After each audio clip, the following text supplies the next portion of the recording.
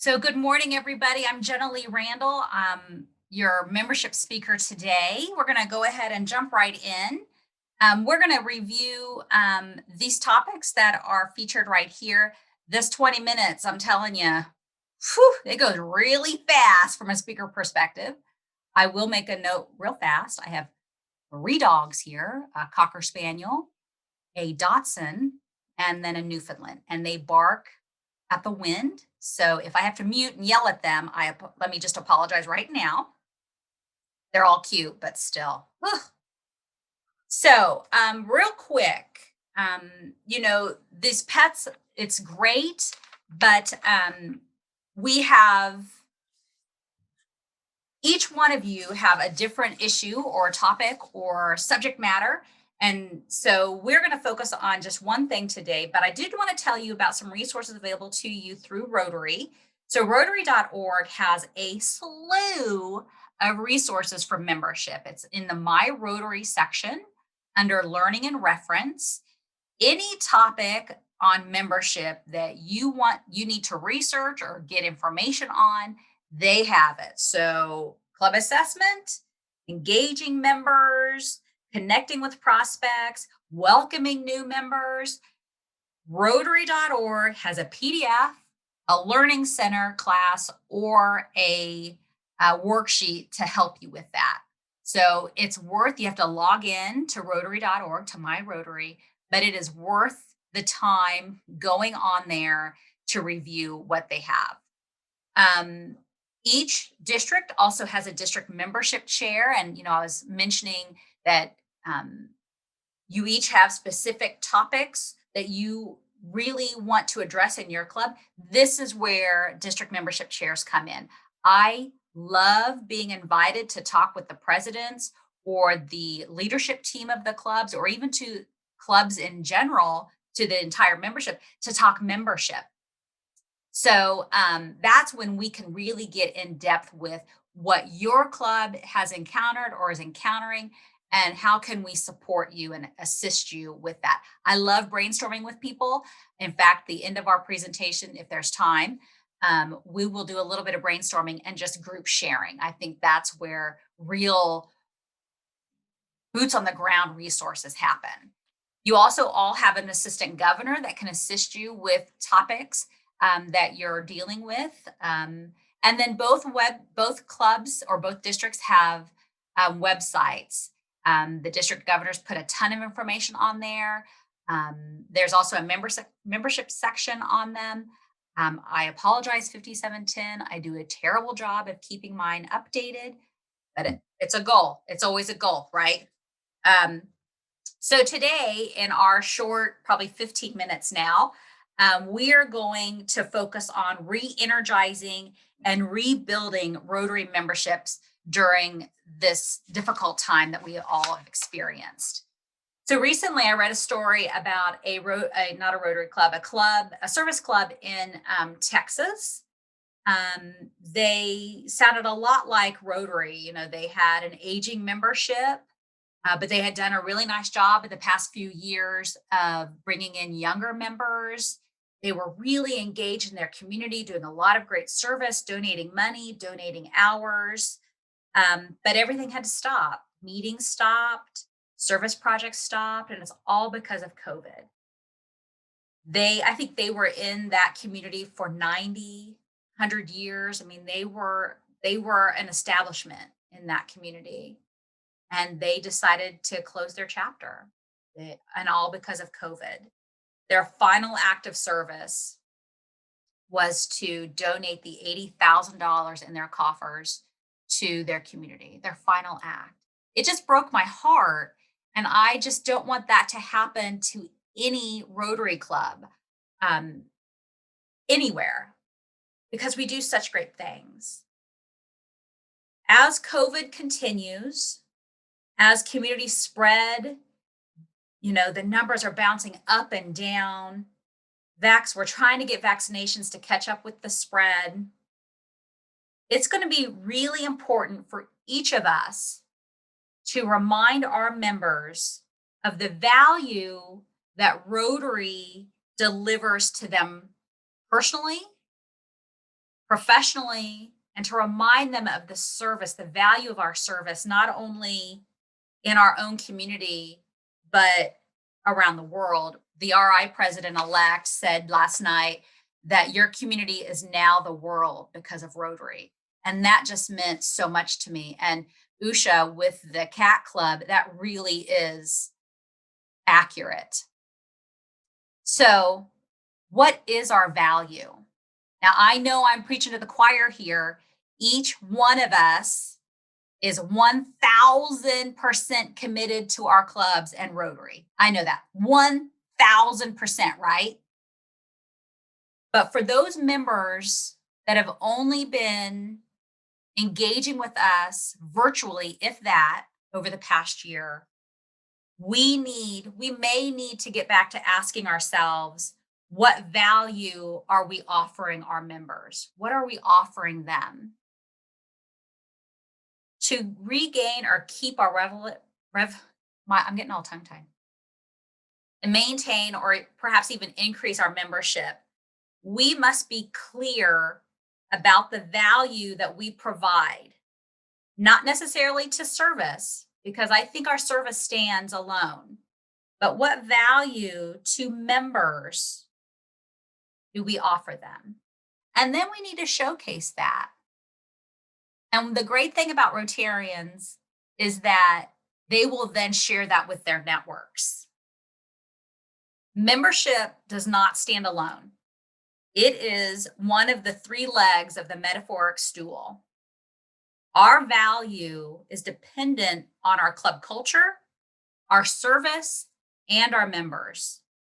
Happy and engaged members are the best membership committee you'll ever have.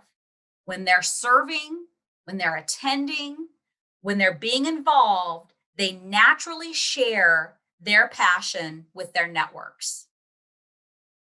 So ask yourself, ask your leadership teams, what value does your club offer?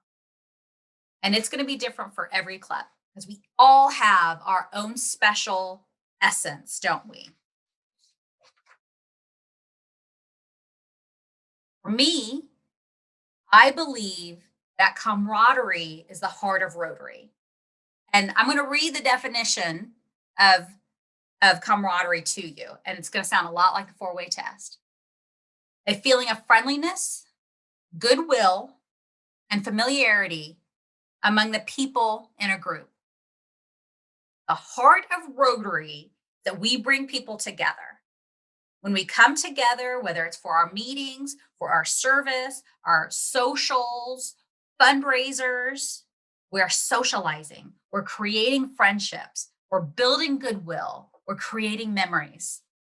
When I reflect on my club, Topeka South, my first thought go to the people, learning with them, drinking coffee with them because we meet so early on Friday mornings, a lot of coffee. Serving the community with them. In fact, one of my favorite memories is when we demoed a building in town that eventually became a center for for survivors of human trafficking. I remember slinging that sledgehammer like I knew what I was doing. I did not know what I was doing, but I had a great time knowing that I was with my Rotarians and we were doing something really good, really fulfilling a need. Sadly, the pandemic has taken a lot of this away from us. And it's up to us to make sure that we bring it back in perhaps new ways or perhaps in old ways that are refreshed a little. So I had mentioned there's a couple in-depth tools for us to review, to look at, to help us confirm or reconfirm what our members value in our Rotary clubs. The Club Health Check is something that RI puts out that they encourage us to do annually every other year. But I would say that I think it'd be even more valuable, even if you just did it like within the last couple years, to redo it, because our clubs are going to look different. What brought our members to us might not be what keeps them. And the topics that are addressed on the club health check: club experience, service and socials, members, image, business and operations. Another very in depth tool is the membership assessment tool. Now, this has about 40 pages. But don't let it scare you off because it has 6 tools in it. And it really will help reveal opportunities to add value to your club's experience, to your club culture. A lot of us are talking about diversity and inclusion. There's a section on that. Improving member retention, which is really, really valuable right now, I think. So,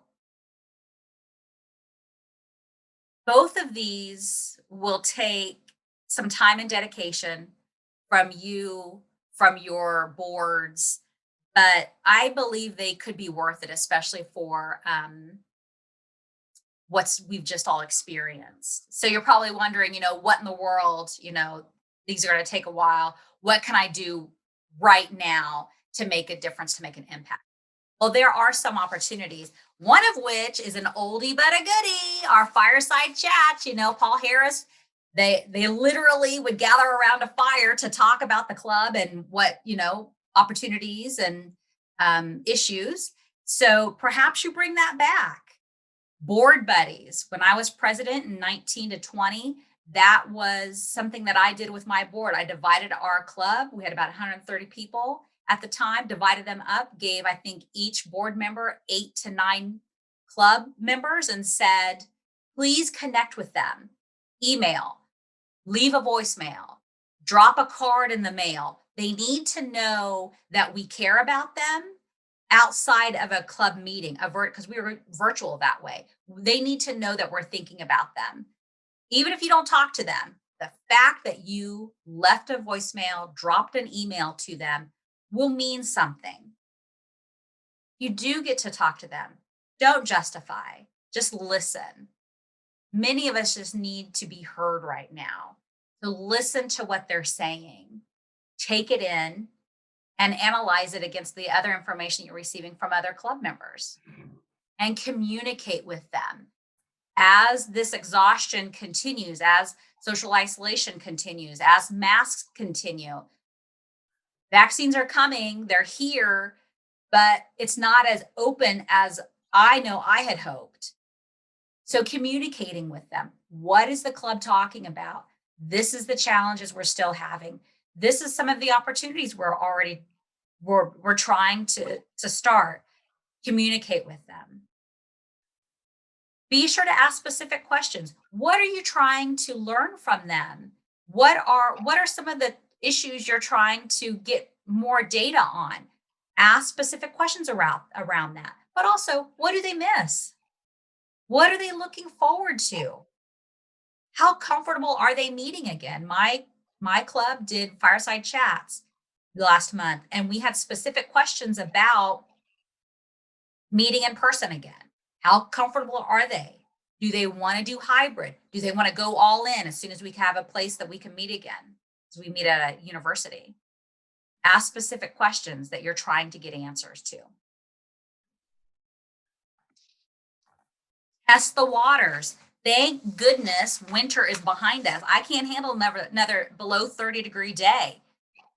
Outdoor projects are back again. Maybe your local Parks and Rec department will need help cleaning up. Or maybe you can partner with a community partner, an existing community partner, to do something for them outside. Try to offer small service activities. Even if you don't get a lot of participation, your club members know you're trying to take action. You're trying to provide service. Same thing with member engagement. The board buddies, I think, is a really important element for that one-on-one interaction with your members. But outdoor socials, the Kansas City Royals, their home openers this week. Maybe you have an outdoor watch party with social distancing. Maybe if you have a lot of older members, maybe establish a chain letter amongst members or pen pals with another club in the district or way outside of the district. There's a club in town who has a partnership with, who has really developed a nice partnership with the Rotary Club of Harlem. Or maybe it's an international club. a way to engage your members, but help them know that you're trying to keep them safe. You respect the health of what's going on, but you're trying to engage them. For those who do want to be engaged, who are comfortable, maybe they've had their vaccine. So just test the waters a little bit. So, with all of this adversity that we've all gone through, there has been opportunities around technology, engaging the younger members, moms and dads who have littles, but they could attend a meeting. You know, there was a past president said to a current president, "This is a new club. Never in the history of our club has this happened. Meetings suspended, service suspended, social interactions have been suspended. What will this club be?" There's opportunity right now to make adjustments, to make your club richer, to make it fuller, to make it more reflective of what your club members' priorities are. And the in-depth tools, the actions that you can take today will help get you to, are there new opportunities to explore with your clubs? All of it takes a little bit of time, and I know you have your hands full, but to make sure that we protect the longevity of your club, of our districts, of Rotary, these conversations I think are really important. This analysis is really important. With that, I know we have just a couple minutes left. I told you this 20 minutes, I do not like it. I'm a talker, as you can tell. So I'm going to stop sharing. And if any of you have anything you'd like to share, anything that you've experienced, any aha moments from this year as a president-elect, please unmute yourself and let's have a quick combo.